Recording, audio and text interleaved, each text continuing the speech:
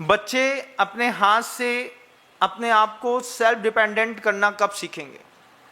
मैंने कहा बीच में 4th क्लास का बच्चा है, उससे चाय बनाते बनती है कि नहीं, कंफर्म करिए। और एक दिन उसको दे देना है। सैटरडे को चाय हमारा रोहन बनाएगा।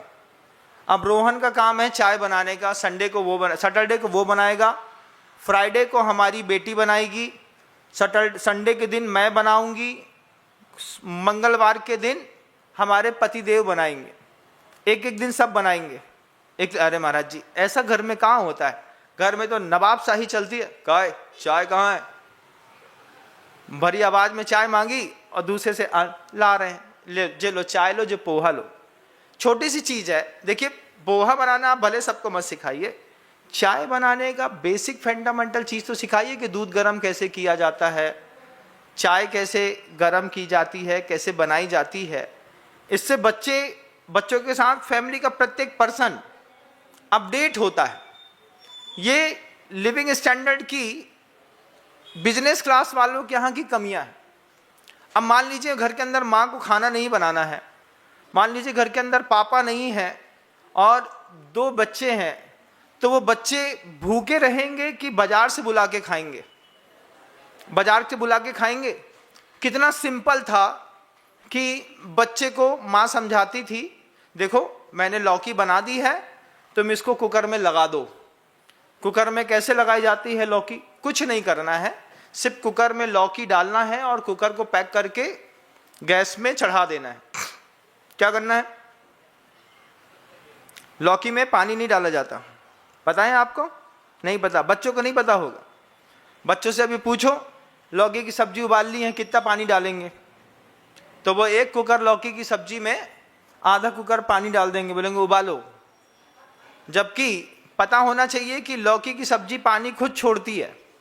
उसको पीस किए, उसको सुधारा, काटना शब्द नहीं बोलते, इसको भी ध्यान रखिएगा। सुधारो, सब्जियां सुधार दो। तो सब्जी को सुधार करके उसको धोया, धो करके ऐसे उठा करके कुकर में डाला और थोड़ी सी हल्दी डाल करके उसको जो है गर्म करने के लिए रख दिया। अब लौकी खुद पानी छोड़ेगी। आपको अपने बच्चे को सिखाना चाहिए था कि हम अगर मान लो कल को नहीं रहे तो कम से कम तुम एक सब्जी बना के खा तो सको। आज आपके बच्चे को मान लीजिए सब्जी बनाते नहीं आती, चाय बनाते नहीं आती, शूज पॉलिश करते नहीं आता, कपड़े प्रेस करते हुए नहीं आता है, बच्चे को अपना बैग खुद धोते हुए नहीं आता है।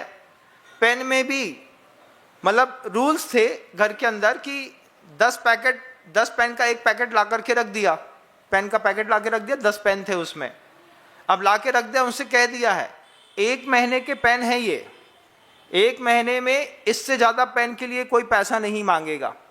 तब 4 बच्चों के बीच में 10 पेन 1 महीने में ख़त्म हो जाने चाहिए। आज आपके बच्चे या फिर आप खुद बताइए, ऐसा कौन सा पेन है जो आपने पूरा यूज़ किया हो और उसके बाद फेंका हो? कोई एक पेन बताइए जिसको लिखते लिखते कभी जीवन में ऐसा घटा हो या पूरी रिफिल ही खत्म हो गई। उसके पहले ही आप क्या करते हैं? अरे यार बहुत दिन हो गए, नया आ गया। क्यों? अपन बड़े घर के लोग हैं। लेकिन सर्विस क्लास का आदमी वो चीज सिखाता है अपने बच्चे को कि एक पेन मिला है, एक पेन को पूरा उपयोग करके उसकी पूरी कीमत निकालना सीखो। बिजनेस क्लास में कई बार ऐसा होता है कि ये पेन नहीं मिली तो दूसरी पेन चली गई तो तीसरी पेन नहीं मिल रही तो एक नई खरीद के ले आओ, नहीं तो पड़ोसी से मांग लो। लेकिन सर्विस क्लास के लोग इस मामले में कितने एक्सपर्ट होते हैं कि वो कहते हैं कि जब तक तुम्हारी पेन पूरी खत्म ना हो जाए और ऊपर का जेल पॉइंट में आकर के पॉइंट को लॉक ना कर दे, तब तक तुमको ये पेन यूज करना है। आपने अपने बच्चे को इस तरीके से पूरा यूज करना सिखाया कभी?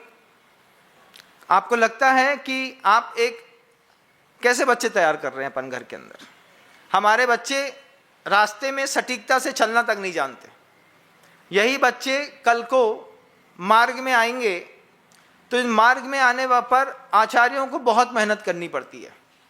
उनको फिर भगवान वर्धमान स्वामी का जब पूरा शासन सिखाना पड़ता है, तो उसमें भी जब अगर डिसिप्लिन्ड नहीं है बच्चा, तो बच्चे को एक एक चीज़ समझानी पड़ती है। और अगर मान लीजिए बच्चा शुरुआत से इस डिसिप्लिन वाले वातावरण में रह करके आया है और उसको वैराग्य हुआ है और कोई आचार्य परमेष्ठी उसको बहुत अच्छे से समझा रहे हैं, तो समझाने पर आचार्यों की मेहनत आधी खत्म कर देता है। अगर गृहस्थी अच्छी तरीके से बच्चों को तैयार करते हैं तो आधी मेहनत खत्म कर देते हैं। बच्चे को छोटी सी चीज़ सिखानी थी कि जब तक आपकी पेन जेल पॉइंट में आकर के जेल पॉइंट को लॉक नहीं कर देगी, तब तक आपको दूसरी पेन यूज़ नहीं करना है। आप डिसाइड करिए आपका ब्रांड क्या है। और पेन में ब्रांड नहीं बदले जाते, ये चीज़ भी घर के अंदर सिखाई जाती थी। आपके यहाँ नहीं सिखाया जाता होगा, वहाँ सिखाते थे। हर बच्चे का ग्रिप बनाने का अपना अपना एक हाथ होता है। किसी के हाथ की उंगलियाँ छोटी होती हैं, किसी के पंजे मोटे होते हैं, किसी का अंगूठा मोटा होता है। तो वो बच्चा अपने हिसाब से उंगली में पेन सेट करके देख लेता है कि मैं मोटी पेन से लिख पाता हूँ, कि मैं पतले से लिख पाता हूँ, कि मुझे लंबी चाहिए कि छोटी चाहिए। और जो भी बच्चा जो भी पेन अपने हाथ में सेट कर लेता था, फिर वो उसका 10th क्लास तक का ब्रांड बन जाता था। हम एक ही पेन से लिखते हैं। किससे पेन से लिखते हैं? बस एक पेन। पहले आती थी नीले ढक्कन वाली वाइट कलर की एक पेन आती थी, रेनॉल्ड की पेन आती थी 5 रुपए की। वो पेन जिंदगी में कभी धोखा नहीं देती थी, मतलब उसको वफादार पेन कहते थे। हर बच्चे की, स्टूडेंट की पहली पसंद रहती थी रेनॉल्ड की। 5 रुपए की, 5.5 रुपए की आने लगी थी। अभी आती कि नहीं आती नहीं पता। उसके बाद चूंकि देखा कि बच्चों की संख्या बहुत ज़्यादा बढ़ रही है, तो बढ़ती हुई संख्या में कंपनी के लोगों ने ब्रांडेड पेन लाना शुरू किए। अब पूरी दुनिया में पेन का कारोबार भी कई 100 करोड़ का होता है। जबकि अगर एक पेन भी पूरी सही ढंग से यूज कर ली जाती, ये चीज बच्चों को सिखानी है हमको कि आप अपना ब्रांड सेट करिए, आप अपना हाथ सेट करिए। आपको कौन सी ब्रांड की पेन से आपका हाथ सेट है जिससे आपकी राइटिंग अच्छी आती है।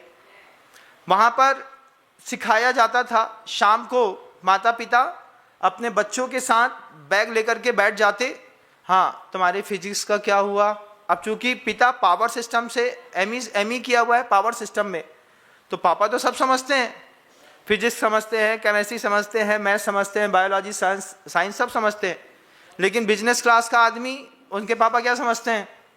काय कितने आए कितने गए। इसके अलावा बिजनेस क्लास को ज़्यादा मतलब नहीं है।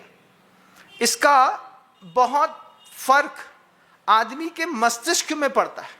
जय हिंद दोस्तों, अगर आपको मेरी वीडियो अच्छी लगती है तो प्लीज़ मेरे चैनल को लाइक, शेयर, सब्सक्राइब करिए और इसी तरह से अपना प्यार देते रहिए। धन्यवाद।